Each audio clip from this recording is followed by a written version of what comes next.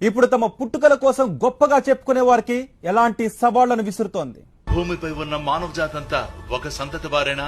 మనిషి ఆవిర్భావం ఎక్కడ జరిగింది, ఎలా ప్రయాణించింది, ఎలాంటి మలుపులు తిరిగింది? వివిధ ఖండాల్లో ఉన్నవారంతా ఏకఖండ వాసులేనా? మరి రంగు, ఎత్తు, ఆకృతుల్లో ఈ తేడాలేంటి? ప్రపంచంలో ఉన్న 750 కోట్ల మంది మనుషులు అందరూ కూడా ఒకే తల్లికి పుట్టిన బిడ్డలం. మనందరి ఆరిజిన్స్ కామన్ అని తేలుతోంది. ఎందుకంటే మనలో మైటోకాండ్రియల్ డిఎన్ఏ ఉంటుంది. అది కేవలం తల్లి ద్వారానే ఎవరికైనా సంక్రమిస్తుంది. మనందరి తల్లి ఒకతే, ఆవిడ నుండి వచ్చిన వాళ్ళం.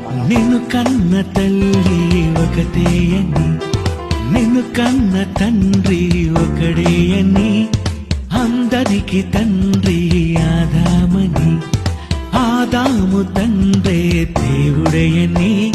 తెలియాలి గత చరిత్ర, నువ్వు పుట్టక ముందటి